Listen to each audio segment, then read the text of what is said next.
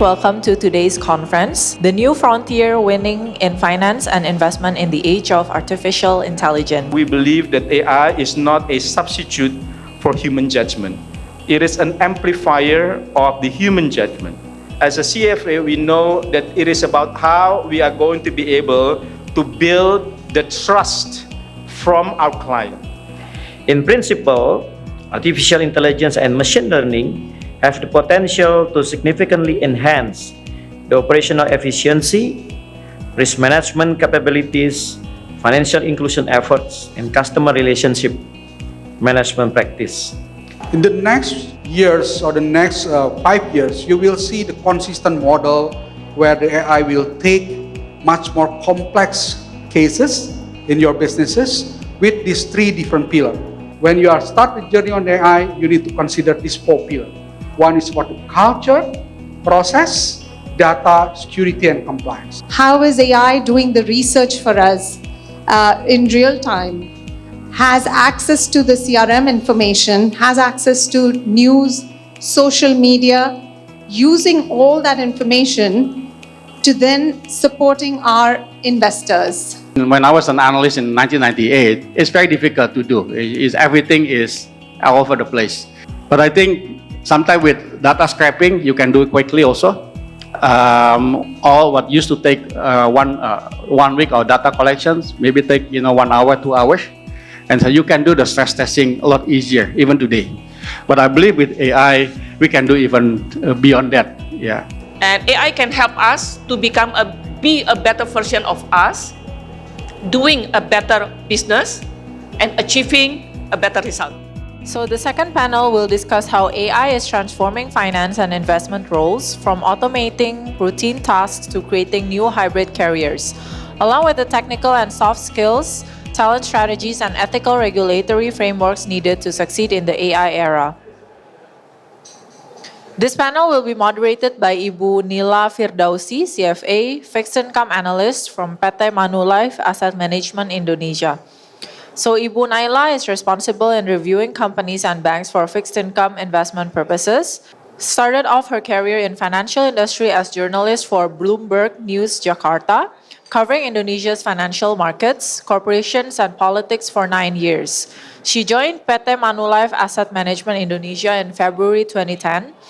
Naila holds a bachelor's degree in accounting from University of Indonesia, and she holds a certified expert in sustainable finance from Frankfurt School of Finance and Management, certificate in ESG investing issued by CFA Institute, and the Chartered Financial Analyst designation. So please welcome Bu Naila. Thank you, Clarin. Hello. Hi, ladies and gentlemen. Assalamualaikum warahmatullahi wabarakatuh. How are you all? This is an honor and pleasure for me to be here with you all today. So if the first session, we talk about how AI revolutionized the financial sector, this session is actually very close to heart as a financial professional, because how the AI will impact us directly. So we're going to talk about career or upskilling. So we are extremely lucky that we have esteemed speakers of different backgrounds for this session. So the first one, our first speaker, Fuad Said Lalean. Fuad is a managing director, member of BOD Accenture Indonesia, and senior client executive lead in Accenture. He manages communication, media, and technology client.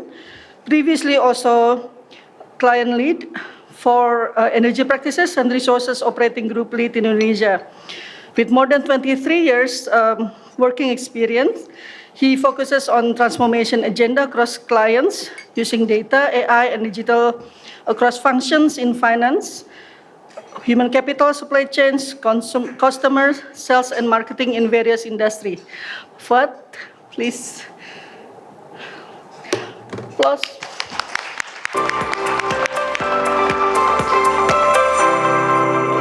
Thank you. Okay, so our second speaker, Andreas Chandra. Andreas is consultant in industrial marketing technology. He currently acts as a consultant for Minister and Industrial Group, Standing Committee Industry Bio and Biotech for Kadin, and Director of AI Innovation at Corica. He has also served as subject matter expert for technical guidance, Ministry of Communication and Information Technology, and the Digital Ecosystem Presidential Advisory Council, or One Team Press. Andres.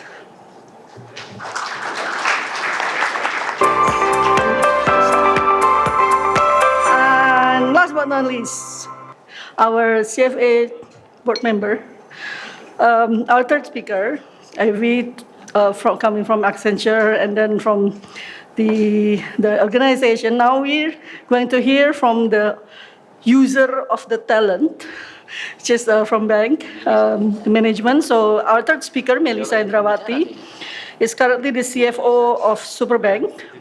Also served as a board member of CFA Society Indonesia, director of Global Association of Risk Professional Indonesia chapter, and vice president of the NTU Alumni Association. Recently, she was honored as top 500 most outstanding women 2025 by Infobank and Indonesia Best CFO by SWA Magazine. Lisa, please come to stage.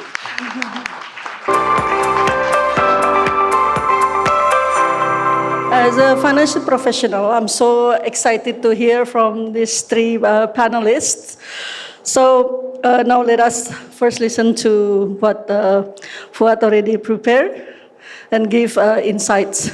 Give us his insight. Please, the stage is yours. Thank you, Mbak Naila. So first of all, I would like to say thank you, Pak Pahala, and also the committee for inviting me to this session. So CFA is, for me, I'm looking up on the CFA certification. I think it's a sexy kind of area. I was imagining, Bu Ekta, your job is very glamorous and sexy, connecting with all of the deep pockets around the world, right? So for me, I'm an engineer, so it's honor for me to, sharing the insight in terms of the AI with myself. So that is one. I think the second one, I'm glad that Pak Pahala saying that 2 years ago, CFA already thinking about AI. And it reminds me, around 5 years ago, one of the professor and dean in UI, Universitas Indonesia, Fakultas Economic and Business, asking me to teach on the technology and AI. And this is relates with the question before. The provocative statement that I was using at the session is, it is going to be the death of accounting profession. It is going to be the death of audit profession. I know now it's an analyst, CFA, but I think it is going to be also free to think and open mind that your work, and make no mistake, my work as well, is disrupted. So my work as a consultant, imagine the client is smarter than me because they are using ChatGPT, they are using the technology, right? So it is going to disrupt everything profession that we have. So it is going to be very, very exciting. So I think I would like to discuss a little bit around the journey of the AI. So some of the components that I would like to emphasize here before we talk about AI is they can think, machine learning, they can predict, they can optimize. So not only generate something, but not sooner, I think it's happening now. They can predict and then they can also optimize. So the investment that we are discussing before, actually, as mentioned by one of the attendees before, can be more accurate if it is done by AI. There is a difference between a lot of jargons. So don't be confused. A lot of jargons, a lot of terminology. I'm talking about AI sometimes interchangeably with generative AI, sometimes people mention about discriminative AI, but ultimately it can help you, it can help us to do our work, right? This is something that all of the areas, all of the parties will be impacted, right? So if you are investor, if it's governance, and talking about the governance, AI and other technology, it is faster compared with the regulation, right? So if you remember when ChatGPT is releasing, they are not putting the reference, right? So it can be hallucinated, right? Meaning that when you are asking something, they will come back to you with the answer, but they do not put the citation, they do not the reference, and then regulation coming in, right? They have to put the citation, they have to put the reference, otherwise, then people will not recognizing this is coming from somewhere. So this is going to be very fast, and I think government or any regulator will struggle to catch up, but that is going to be unaffordable. Bapak Ibu sekalian, I think I'm not going to drain through this slide, but I think some of the key words is that all is impacted, the individuals, economics, organization, the society. What we can do is embrace it, and don't forget, right? It is going to be substitute some of our works, but it is up to us to collaborate with AI. So there is a trust issue now, right? That basically we need to deal with. And even, I just remember, and this is happening, right? I just remember that around, I think 2-3 months ago, there is a news, right, that our CEO, our Accenture CEO, is being used by someone that is not responsible to create a deep fake. So it calls someone within organization using video call. And then the video is AI. And what it happens, this AI deepfake, the CEO, our CEO, is asking to transfer some funds for quote unquote the client. So when the recipient doing the call, and then somehow he realized that how come the expression is a little bit odd, right?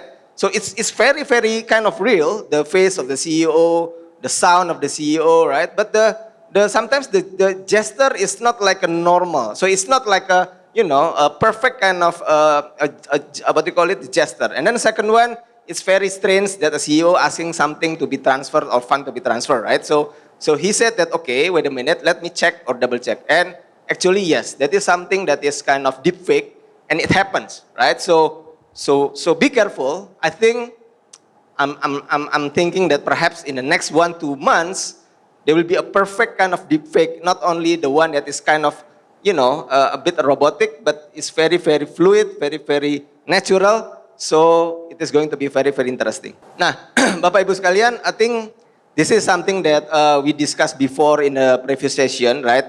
If you can see the chart, this is the impact per countries. Unfortunately, Indonesia is not one of the country that we survey, but hopefully next year, yeah. The top one is the impact of the Gen AI, and this is, I'm only talking about Gen AI, not even the whole AI, right? In countries and industries. The bottom part of the slide is in terms of the industries.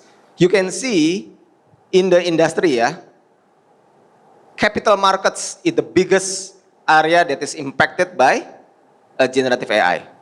And generative AI can be divided into two area.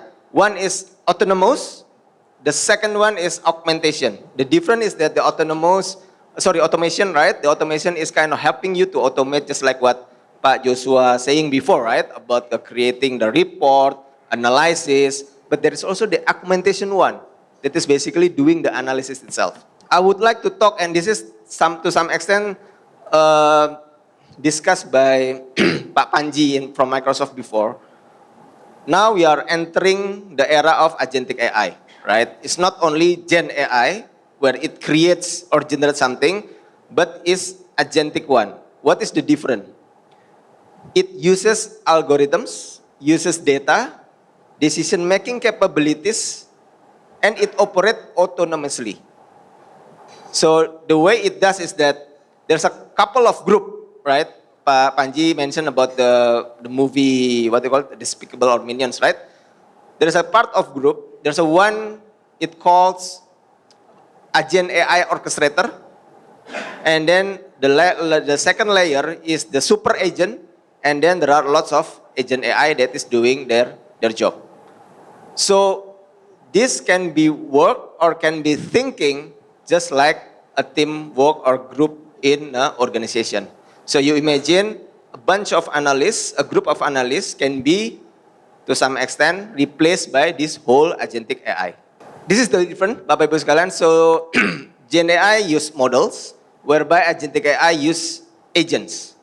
And you can see agents can perceive and have reason and can planning, can learn. So Gen AI, you and Pak Pahala perfectly mentioned, you prompt something, Gen AI provide you the response. But agentic AI, you ask something, agentic AI will optimize and do to the rest. That is different, right? Gen AI, human typing prompt, right? But agentic AI fulfills user intent. So you're just asking, for instance, I have investment money, right? And then I would like to allocate this in the crypto, for instance, in the BTC, whatever, right? And then I will be asking this, the whole agent, I trust you, I give my fund to you, you run it to optimize, and I would like to get the return around this percentage by month. So they can do the optimization, right?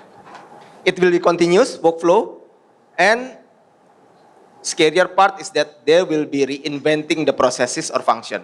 So they will learn, and then after that they will implement that, right? For the continuous improvement. The left side of the slide, some of the work or some of the activities, right, that is disrupted or that is going to be to some extent replaced by AI.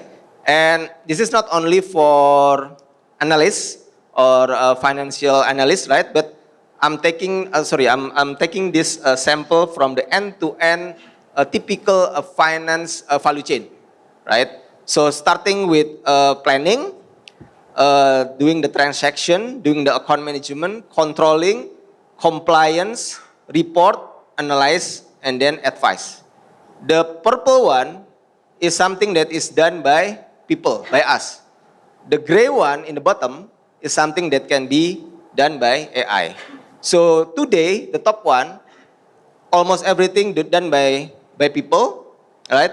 And then the below one, tomorrow, at least, this is not tomorrow, but now, plan can be done by people, but then transaction, account management, controlling, compliance, report will be done by AI.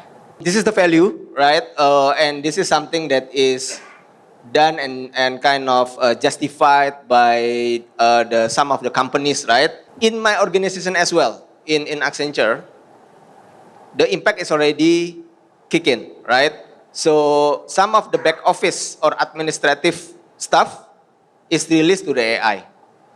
Each of the project that I'm doing now, right? So for instance, I'm doing project with one more client. There is a request, there is a kind of governance in my company. You have to use AI to reduce the cost. You have to use AI to eliminate effort. You have to use AI to remove manual work. Start with 10% and then will grow and grow and grow. So you can imagine it is starting now. If we are not disrupting ourselves, then we can be irrelevant. Now, what does it mean for us, right? As an organization, as an individual, as a talent. Almost all of the company, right? And I'm talking about 80%, 90% is already considering this, right? So it's unavoidable, right? They have to do this, otherwise they will be irrelevant. I think, if I may, I would like to break down into 4 components that is very important, right? Tasks and skills, and I will talk about several, sample in terms of the skill after this slide. And then the culture, it is going to be very different. We have to trust, we have to embrace, we have to collaborate together, and actually this AI is humanizing us more compared to dehumanizing us. So this is something that we have to believe. And then we have to, number 3, we have to unlearn what we have and then learn something new. And it is not easy, right? I take a sample, right? I give a sample. Our kids and daughter now is very fast to doing work, homework, whatever, using ChatGPT, right? So they unlearn what they have before and then just learn how to prompt, right? And this is unavoidable. And it should be applied also to us. And then the 4th one, just like I think the previous session, is the change management. Imagine if in your organization, they start to rolling on the AI initiative, everyone is just, distressed, afraid of the job, right? So change management is very important. So this is some of the skills that, and hopefully it answered also the question in the previous session, right? In terms of the skill that can help you, can help us to be still relevant, and not only relevant, but also using AI as a differentiator for us, right? So Pak Pahala mentioned he took the course. I think a lot of online course now in AI. Even you don't have to know the coding, right? I have my friend, same with me, but he was already kind of, in the generation of C++, right? On the coding, right? But now he has to learn about Python. And it's easy now, right? The coding itself can be done by Gen AI. But you have to put the algorithm. You have to put the design. That is the human roles in this AI world. With that, I think I will close my session. Bu Naila, thank you.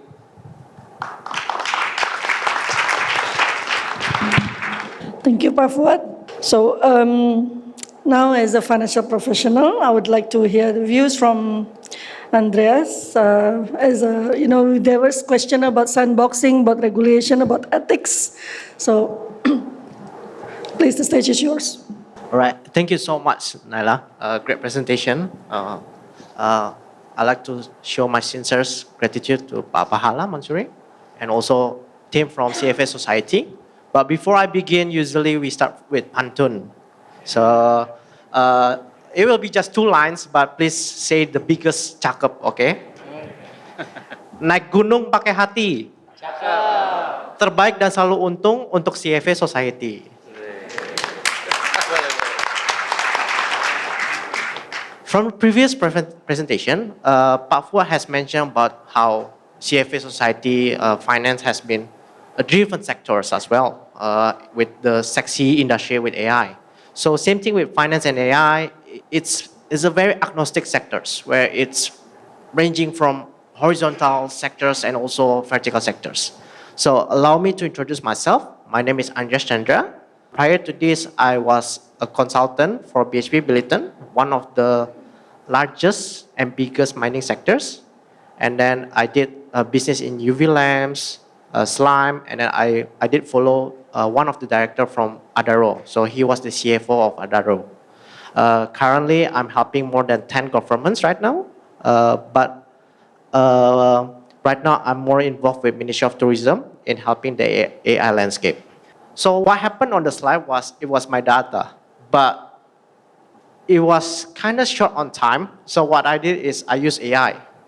So if you see the slide here, it was all of my data and all my inputs, and I've already double checked.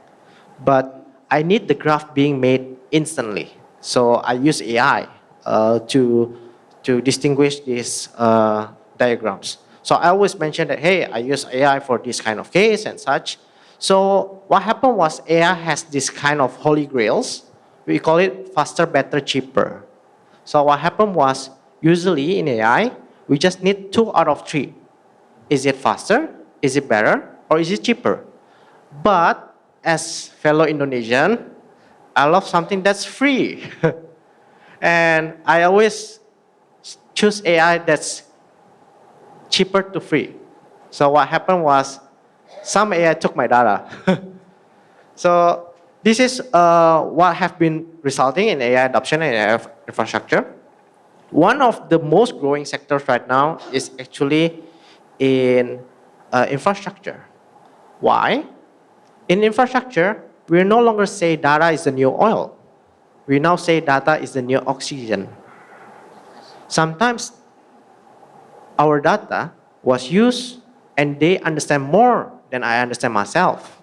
Like in YouTube, they understand what's my search history, where I'm going to Bali. They'll instantly show something that's being searched in the algorithm. So when we adopt AI technology, AI is very broad. It's an umbrella term. It's very big. We have computer vision, we have LLM, we have a lot of forecasting and such. And how do we use AI in finance? Ooh, this is interesting. So one of the funny industry that's highly profitable before COVID and post-COVID was Crocs. So Crocs was a shoe apparel footwears where they're being used as a shoes and the sandals at the same time. So they had this a growth in era in 2015 and 2016 where everyone was using Crocs. But 2019, it was a scary moment for Crocs because no one was buying a lot from Crocs. So what happened was in 2020, it was a return moment for Crocs. More hospitals and restaurants, they use Crocs because it's easy to clean. It's rubber shoes and also it's a lot of holes where it's easy to sanitize it completely during COVID. So they settled to more of a B2B healthcare and also B2B restaurants for Crocs. So what happened in 2023? So after COVID, they decided not to double down on healthcare and F&B industry. They doubled down on the marketing of B2C retails. So what happened was they decided to go for the SEO on 2023 and 2024, which is first Barbie, second World Cup. So they double down in their shoe apparel where they create, hey, I want to create a Barbie kind of Crocs. Hey, I'm gonna work out on the World Cup G-Bits.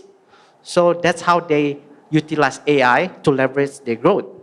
In fact, it went crazy. It went more crazy than the COVID era and pre-COVID era. So those retail was leveraged using AI. So when we talk about adoption with AI technology, we've never properly defined the problem itself. We always talk about, hey, we use AI, but what does it mean? Does it utilize for the SEO? Do we use it for research? Because AI has been very broad, which I will mention later. So how do we start an AI project for success? When we say identify problems and brainstorm AI solutions, it's something that we have to test the market, which is from the Crocs case studies. So the way that we test are usually using Agile. So something that in a 2-week span, and also asking the audience.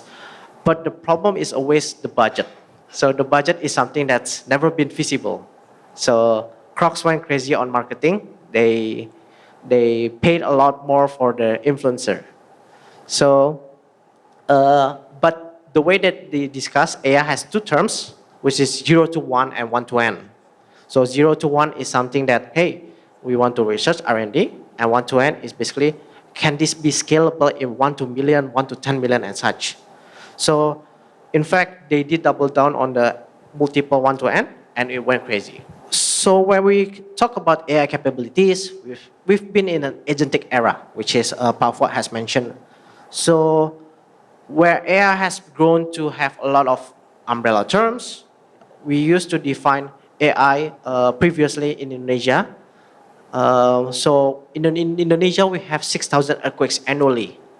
So what happened was our first AI prediction was from bird migrations. So when there's a bird migration, it's the first sign of earthquakes. So what happened was we did use bird migration as a core identification for earthquakes. And then we enhance it from the height of the wave, the seismograph, and also how strong is the wave motions. So this has been impactful because in Indonesia, we have this something called Sandang Pangan Papan, food security, clothing, and housing, where 6,000 earthquakes are very detrimental factors for Indonesia. So how do we predict in finance sectors? So one of the funny most sectors that I did research, which from question number panel 1, which is kind of funny. The most crazy sectors in 2024 was in hospitals and also in kids' baby products. So we call it diapers and also milks. Any reason anyone knows why they went crazy on 2024? So one thing that AI couldn't predict was 2024 was a dragon year. So dragon year was a funny variables. It's a funny outliers where in 2000 and 2012, there's 300,000 dragon babies. In 2012, there are 900,000. I haven't known the 2024, but basically dragon years is a cultural thing where, hey, if you have babies that's born during dragon, it's a good luck. I don't know how it works, but it's a good luck. So a lot of hospitals went like, hey, do you want to have a baby born in dragon year? Hey, do you want to get married in 2024? So I did buy stocks in baby products in 2024, and it's one of the biggest ROI. It's funny. So that's one thing that AI couldn't predict. The cultural thing where humans has this quote-unquote intervention. So what Pachatip has said that Pachatip Basri from Ministry of Finance, AI has never been a zero-sum game. We call it not job replacement, but we call it job regeneration. So the more jobs being created, previously there's social media and then there's social media strategies. Now social media strategies has been automated. But there's a new job coming up. So there's always been more and more job being created in this industrial revolutions. So this is just kind of like a basic explanation. So what happened was previous decades, it has always been traditional computing like Excel, 2 plus 2 is 4, 3 plus 5 equals 8 and such. And after recent decades, it starts with AI, where we try to predict earthquakes, where we try to, hey, if there's cracks, if there's a dog picture, how do you recognize the image? But right now, the growing sectors is the generative AI, where we try to predict, where we try to create pictures of Ghibli, we try to predict stocks. So it's a probabilistic and a stochastic kind of application. So it's something that we have to see what's been transforming and what's been improved over the decades. So here's a guide to interact with AI communication. I actually fear about AI. That's why I learned AI. I fear that my future I'll be replaced with my AI girlfriend. It's a dichotomy that, hey, AI has been everywhere. In fact, it's a future dystopia that's happening in Japan and Singapore, AI girlfriend. My love language is word of affirmation and physical USD and receiving cash. So it's something that AI has been kind of strong where it has impacted our everyday activities. So in Indonesia, we love the number 4 and 5, where 1945 coincides with Independence Day and 2045 coincides with Indonesia Emas, Golden Vision of Indonesia. In Indonesia, we have 4 industrial revolutions, and we're already late for the first 3. So the last one is the AI industrial revolution, where it has impacted the US economy because of an AI. So everything went red. It's just coincidence. So we realized that AI is a sexy, but it's a detrimental factors as well. So I hope for more people to adopt AI in a much better use as well, because the dichotomy was people have also used it in a much more negative way as well. So this is like the most common development cycles. So what happened was we always iterate, we always discuss, hey, what went wrong, what went right. So it's always been 2 steps forward and always 4 steps backward. So those 4 steps backward are always a lesson for us, where it's always progression and progression.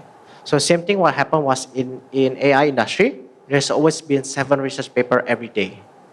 So from the last question panel, it has always been innovation versus compliance. So what happened was when we did assessment with UNESCO, 98% of Indonesia are MSMEs, where 2% are mostly from banks. They hold the most compliance, ISOs, deepfakes, credit scoring. So the problem with banks was we haven't properly created like, hey, what's the deepfakes analogy? What's the perfect deepfakes law? Because laws are mostly, sorry to say, primordial. They take time, like 6 to a year, even 5 years. Where innovation in AI usually takes in like weeks or even days. So what happened was we have to create these cycles where innovation and compliance goes hand in hand, and then we try to discuss what's the expectation and outcome. So this is basically the strategic insights and growth potential of AI industry in Indonesia. So we realized there's 17.71% annual growth. Indonesia is a growing sector. We have this rapid digital adoption, one of the best leapfrog from laptops into smartphones. So AI has contributed around 50.7 trillions from McKinsey, and also 8% and 20% was our Indonesians' vision as well. Previously, it was 5% based on natural resources, but we try to leverage more out of it. It has impacted 30 trillion global GDP. 70% public sectors have been benefited from AI. 60% jobs have been automated, and also 1.2% primary driver of productive growth. This is what we discussed about the innovation and compliance. It always been going hand on hand. I'll elaborate it next time if I was invited. So basically, Corica itself stems out from a gap between industry, academia, and government, where we require hubs and think tanks to go discussion without any kind of bureaucracy. So what happened was in Australia, in Singapore, and in US and China, they could get researchers and think tanks in less than half a day. So back then, Indonesia took like a weeks, days to find a researcher and think tanks to have more discussion. So basically, we are an orchestrator organization, and we try to connect government, industry, academia, and community at the same time. Because AI has been a growing sector, we are here to help both the advantages and disadvantages of AI industry. Thank you so much. Thank you. Yeah, so there was a question on sandboxing and regulation. So Corica is actually mandated by law. It's part of the national strategy of AI development. So last but not least, let's hear from Melissa now. Good afternoon, everyone. So first of all, my full respect to Pak Pahala, right? Thank you for the opportunity. To all the board member, commissioner, and all the CFA society, is really an honor to be here today. And the topic is really close at heart, right? Which is AI innovation. So I guess I wouldn't steal the thunder from these 2 experts, right? Who are very technical. Pak Fuad and Pak Andre, I wouldn't they are really the expert in AI. But allow me, right, this time round to really talk about the practical sharing of how we can be a real professional that can embrace AI. Should I? Okay. So before I start, I try AI a lot as well. So I try this new trend, the Ghibli style, right? So hopefully this do myself justice, yeah, Pak Pahala, yeah. If it's better, I'm happy. If it's worse, then just forget it, right? Okay. So before I start with my session, let me just do a poll, right? How many of you have tried AI? Have tried? in any form of AI? Everyone? 10,000 people here? Okay. Let me just reverse the question. How many of you have not tried AI? Wow. 0. Okay. 0. Pak Dana, you didn't raise your hand, right? Okay, just. So everyone has tried AI, which is good, right? So because a lot of people here are CFA, right? You do a lot of financial modeling, very complicated one. Back then, in the old days, how many days, maybe weeks, maybe months, we try to fine-tune the financial model, we build, we fine-tune, right? But today, as we stand today, maybe just take hours, or maybe if we need to fine-tune, take days or just 1 week to actually get it done, right? So I guess that is really a true revolution. So I wouldn't call AI, as a tech revolution. No. It is actually a talent revolution. Why? Because with AI, actually it comes new role, new job, new opportunity, right? And new mindset. We as leaders here, a lot of digital leaders, we call ourselves digital leaders, we have to change our mindset, right? Not only the mindset of our team, but we as leader, we have to change our mindset. And the leadership style also varies, right, with the AI revolution. So I call it talent revolution. Okay, so future of work in finance. I would say that AI, I like your term, Pak, what? AI humanizes human, right? With AI, we are more human. Why? Because AI actually help with the complex data, with the big data, with complexity that is with the very high velocity, very speedy, right?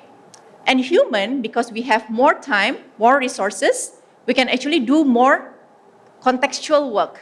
We can try to find meaning from the data, from the output that AI generated, right? And with that, we have more resources so that we can be a better storyteller, right? We have more time to convert the data into insights. So with AI, we are not just building a more powerful model or spreadsheet, but we actually can actually ask better questions and we can create better stories. But behind all the powers of AI has limits, right? What are the limits that AI has? CFA. In every level, there's always one topic that we cannot fail. What's that? Ethics, right? In order for us to do an ethical decision making, it needs what? The human values. So ethics need human. Okay? What else? Empathy, trust, personal engagement, right? And human can be a better negotiator, right? Because we can see body language. I can see Pahala is nodding, right? So I can actually try to vary my negotiation point. We can do a better conflict management, okay? So that's the limit of AI. And one more, the most important is AI does not have heart, but human, we all have heart. That's where you shine. Now, I want to share very practical, I promise you, there's no chart, there's nothing, there's no numbers here this time around, about 3 things that we as digital citizens, digital leaders have to have in order to be successful in embracing the era of AI. Only 3 things. Wouldn't bore you. First one is AQ, adversity quotient. Second is the agile entrepreneurship. And third one is psychological safety. First thing first. Adversity quotient. We all are bored of saying, okay, the most important is IQ, EQ, right? SQ, not Singapore Airlines, but social quotient. LQ, love quotient, right? But this is, to me, after reflecting upon the journey, the digital journey that we've had in Superbank, I think AQ is the most important and the most relevant. Why? Because we live in a world that is full of uncertainty, full of turmoil. You look into stock market, it's like up and down every day, it's like so unpredictable. things that we experience today are truly non-existent 5 years ago or 10 years ago, truly non-existent.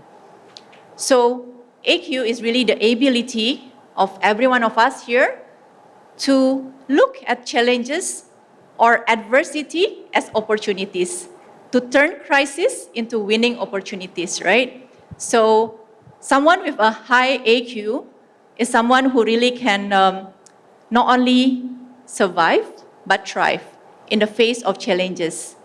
And I think nowadays it's not relevant to be the smartest in the room anymore, right, Han? But to be the most resilient, right? To be able to adapt and agile. Okay, so this is just, I'm not trying to categorize people, but I am right now. So there are 3 types of people, right? 3 types of mentality of mindset when we face challenges.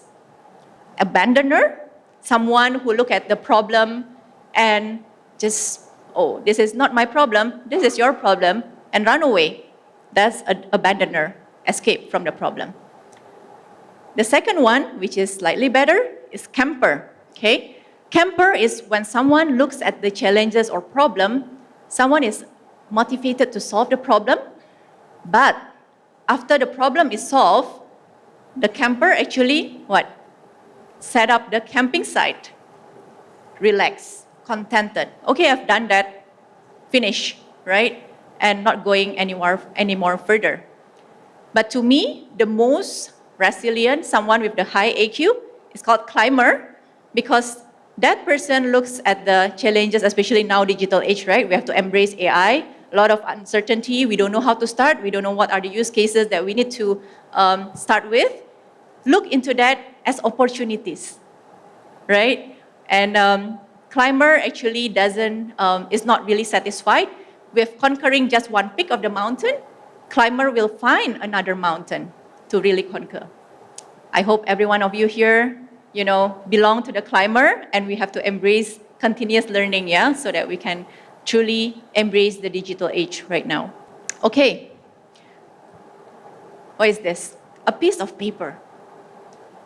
When I reflect upon my journey after joining my current employer right now, I think some of my team members are here. Thank you for supporting. I had no one, right? We had no system. I mean, we have the legacy system, but we definitely want to revamp that. Processes, the old processes.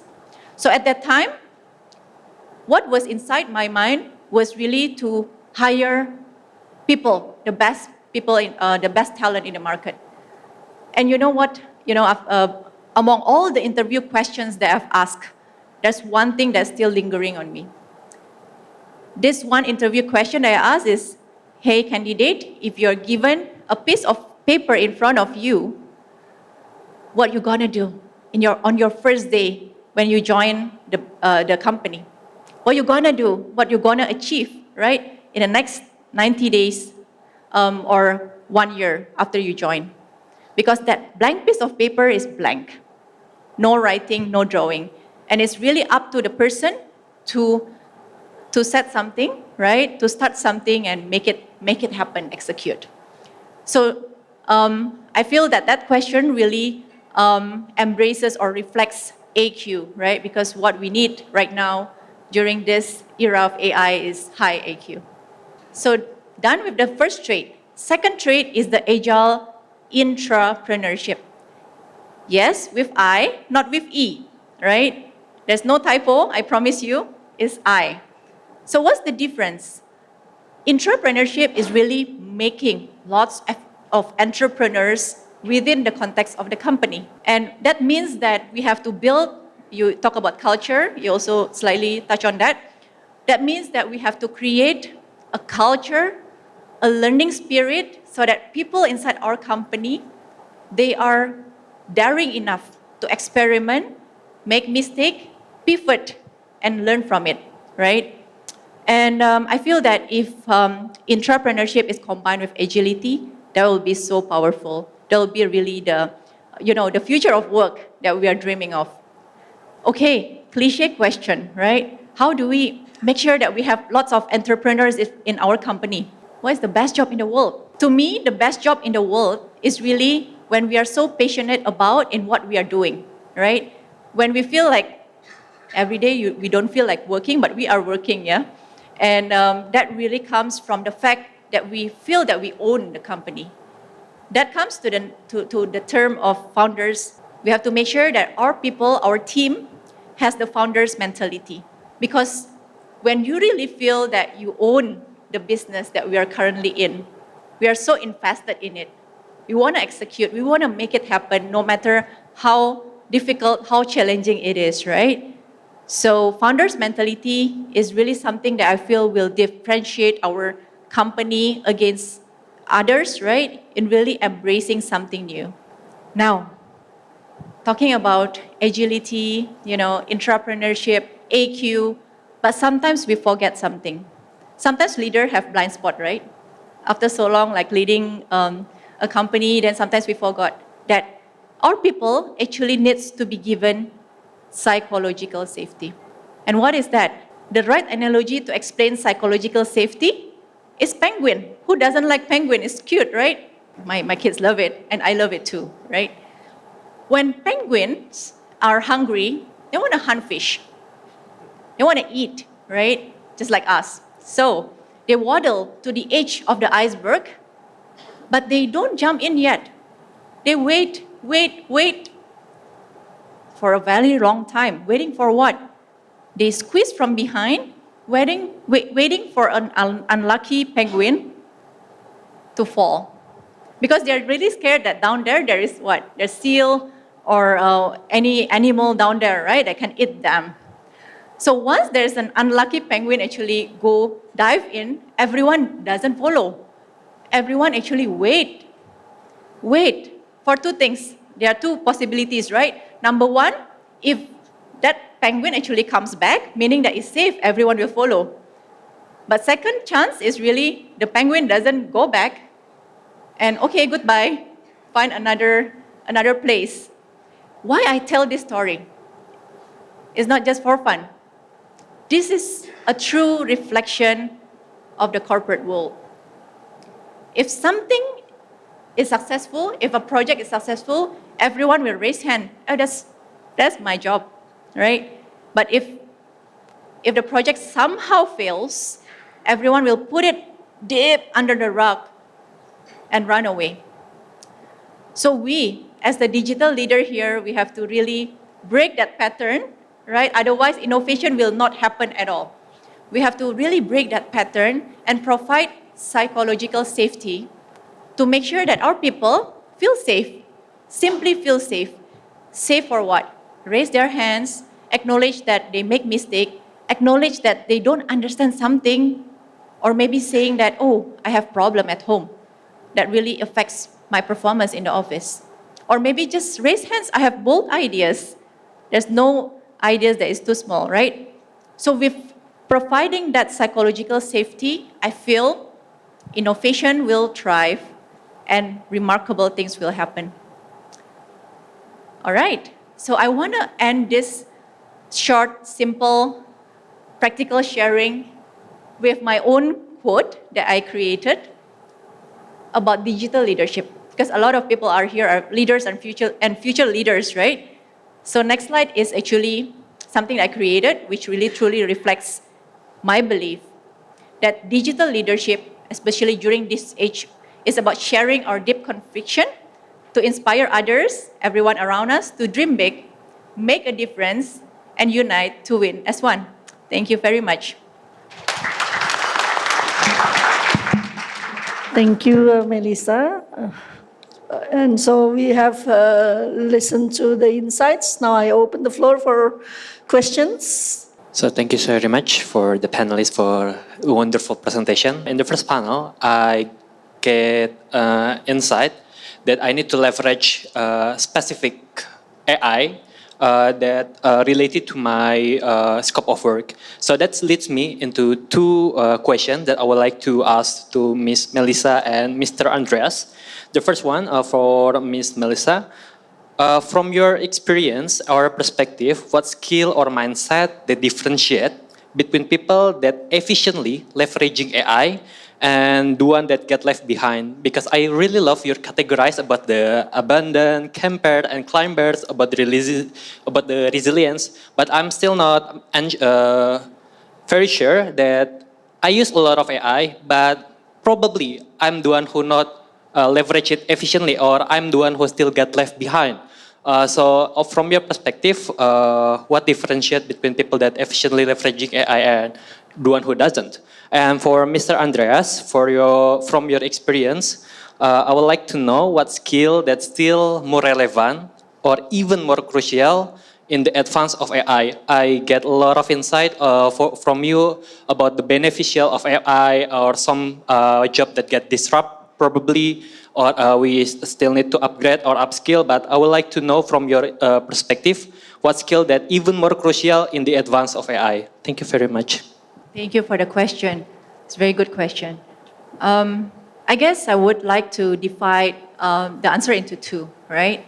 The adoption of AI in our personal context, and the second one is in the professional context, right? Actually, I'm gaptek juga. Saya gaptek, to be very honest. But I really force myself to be following the latest trend. Not for the reason that I'm FOMO, but for the reason that I want to take advantage of the values that I can get, right? So on the personal context, typically, what I use AI, simple, right? Research, and even preparing things like this, like topic, for example, a new topic, right? Which I don't know where to start. That really can help me. So, just use a very simple use case that we have, right? And the way I actually gauge my efficiency in using AI is that how long does it take for me to do it without AI versus with AI? And I get tremendous benefit from it personally. Okay? In the professional context, I actually, we always try, right, MB, to adopt AI in our daily life, right, in our processes. And the way we look at it is that we have to make sure that the AI benefit the customer, not benefit the employee per se, because that will be operational kind of thing, right? But really benefit the customer, be it from the seamlessness of the onboarding, fraud detection, customer experience, segmentation in the marketing. We have to make sure that we actually quantify. So that's why when I like your point, I think Pak Fuad, right? Pak Fuad or Pak Andreas talking about budget. Oh, yeah. I think the adoption of AI is actually constrained by budget. I kind of agree, but disagree at the same time, right? Depending on whether that organization actually look at AI as a cost or investment. So the very moment we look at it from investment and we talk about ROI, that will make the whole discussion different. Because then, whatever use case that we look at using AI, that should be able to be quantified in a way, in the long-term benefit, right? Be it, from all angle, right? At the end of the day, every company needs to be profitable. I guess that's the short answer to your question. Thank you. Thank you for your question. I think it's a very hard question for soft skill and hard skill. I myself is GovTech as well. So I actually have a hard time in navigating different sectors. Like coming from mining, I went to Ministry of Health and also to BKPM. Something that jumping in different kind of sectors, sadly in tourism and such. So I always have this something called cheat codes. So what I did is usually I went to several researchers, professors, and then I would say that, hey, Prof, I could help you find clients if you could just teach me for a week or for a day. So what I did is I take their 10 years research, and then, because in my case, some professors are very smart, that they doesn't want to say to dumb people like me. But I could say something like repetitive in one day. I could say something like 5 times. So I would say that, hey, if you teach me for just a day, I'll find your client. So I try to shorten the gap of those 20 years research, 10 years research, just to get a professional to teach me personalized education. So what happened was the industry is happy, the academy is happy. I get the knowledge and also the commission base at the same time. So where do we get those experts? Are usually coming from networks, coming from event, applying CFA society. So it has always been a network base of system. Same thing with AI. AI couldn't be much more advanced without networks as well. So the more networking you're involved with, the more portfolio you're able to build out of it. Hello. Thank you. I have a question to Pak Fuad. Just want to get some insight from you. If we are business owner or top management, a small medium enterprise, what do you think the extended mindset we need to have in order to have the ability to navigate AI adoption at economical basis? Assuming we don't have much access to the fund, to the technology. Thank you. Thank you, Mbak. So I think this is a very good and relevant question, and it's not only applicable for SMB or our own business, but I'm thinking also just like what Mbak Melissa mentioned, is the entrepreneurial, what you call it, mindset, right? We have to start with something, right? So again, it's not like a FOMO thing, but if you are not starting by yourself, then the negative impact will come after you, even you are not aware of it. Meaning that even the competitor is not coming for your existing competitor. So I give you an example, right? So if you are a small, medium business or owner of one of the small business, right? The option now is huge, right? So you can use, in the previous session, there is a question that the computational effort is very high, but at the same time, now the option is fast, right? It's a lot. So we can do start to subscribe something that we can leverage for the cloud. I'm sorry, I'm talking about a bit technical perspective, right?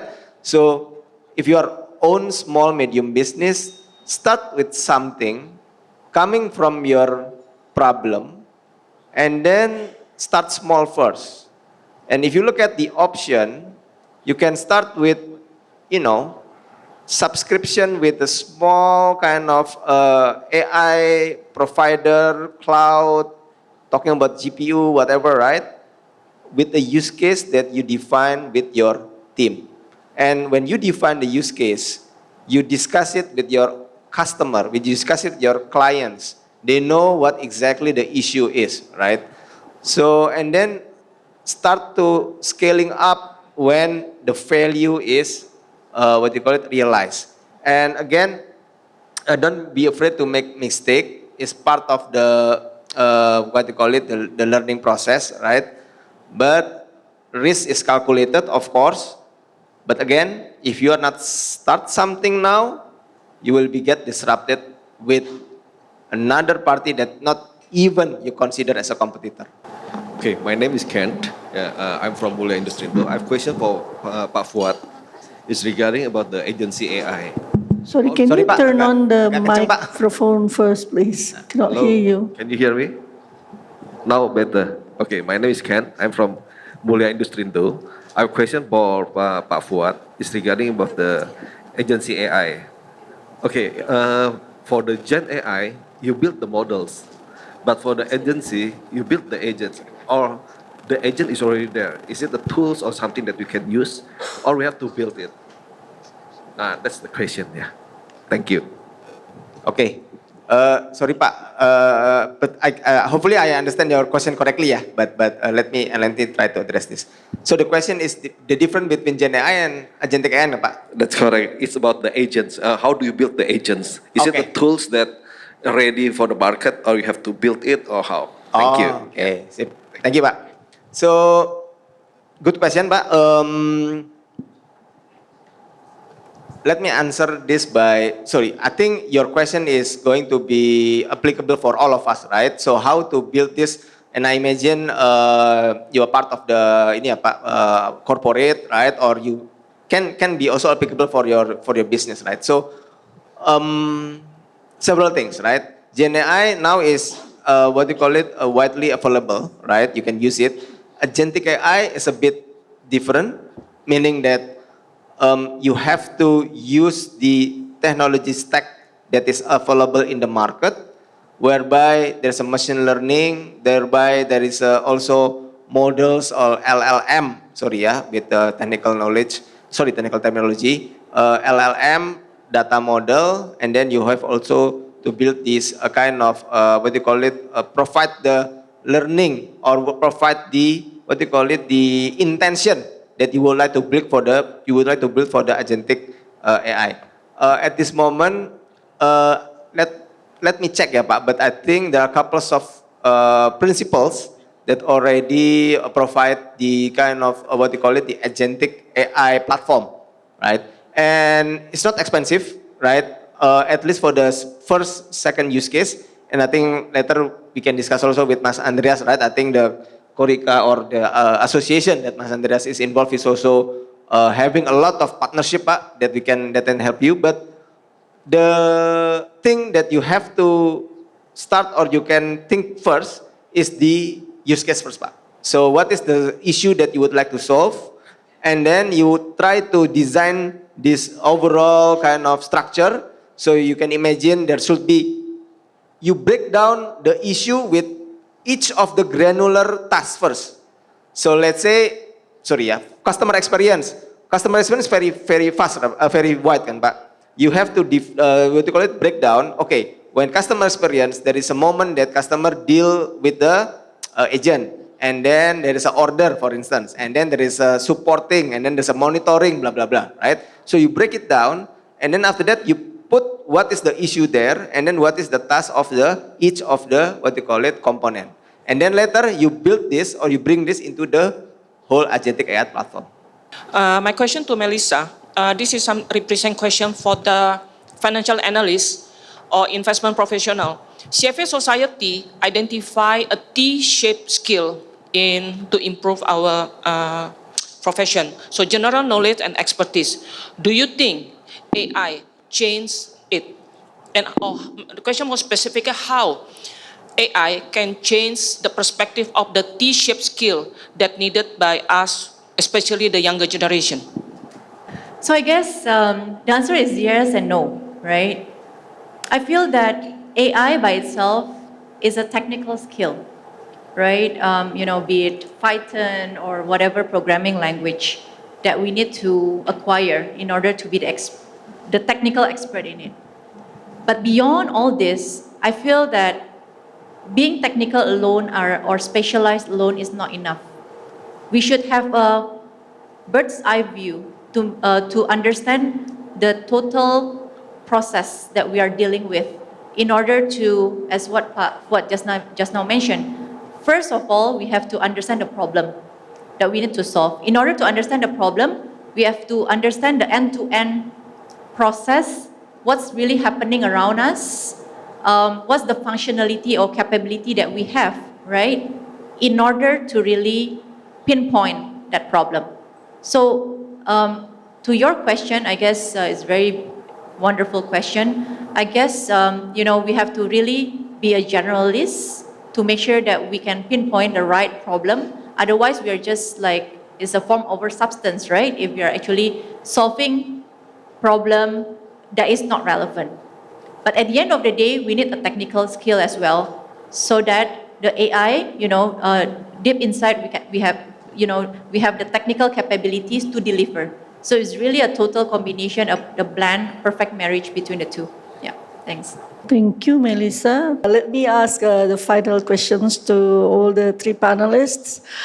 Thank you for the insights. And what is the key message that you want to give to us finance professionals or the companies that employ them? I think quick one, yeah, Bu Naila. So I think perhaps 3 A's, yeah, just to quickly kind of reminds. One is, and this is for all of us, right? Because I think the theme of the session is that what kind of what you call it, action that we need to do, or embracing AI, or with the AI kind of wave, right? So I think one is definitely agile, right? Agility is very, very important. And then I think a second one is act as a sponge, right? Meaning that grabs everything, right? Learn quickly, right? Understand the context, understand the situation, right? And then I think the last one is afraid not for the change, right? So don't be afraid for the kind of, I know I'm talking about a lot of job will be to some extent displaced, right? But it creates, just like what Mas Andreas and Mbak Melissa mentioned, in the same time, it creates a huge and humongous kind of what you call it, job, you name it, right? Data scientists, and then, you know, the analytics and so on and so forth. So hopefully this going to be very positive for us, and I'm looking forward to see you in the field to discuss about AI. Thank you. I had this one philosophy that been taught in the mining sectors. Life is like a basketball game. So sometimes an all-star team is not as good as a well-complementing team. So sometimes it's much better to have this complementing skills, where it's a good to have to start. So uh, the basketball philosophy was it was about hit or miss. So in my life, I have always had more misses than more hits. So I miss a lot of throws, I miss a lot of shots, but I keep on dribbling.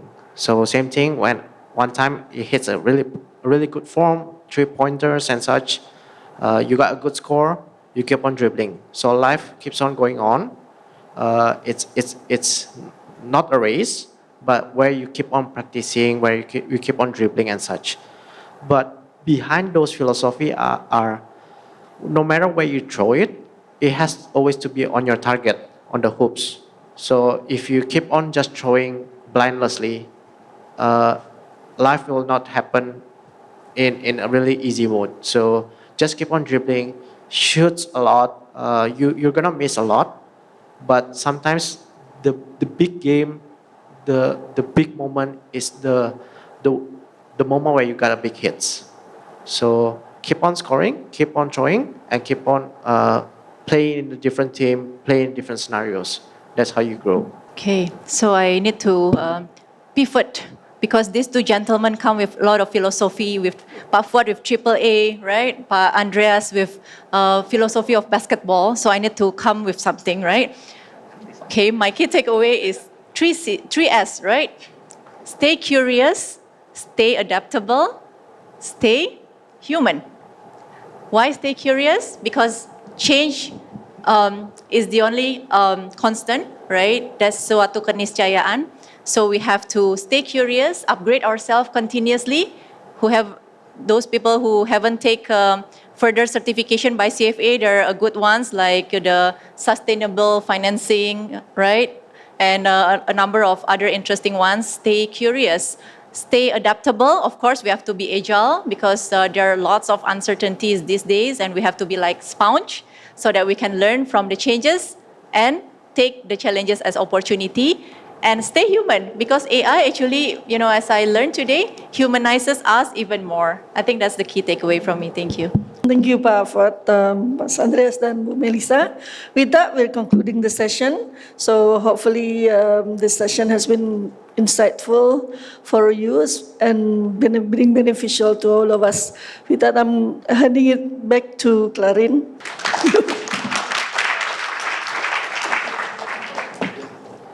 Thank you. We would like to invite Pak Pahala to come on stage to present a token of appreciation to the panelists and moderators.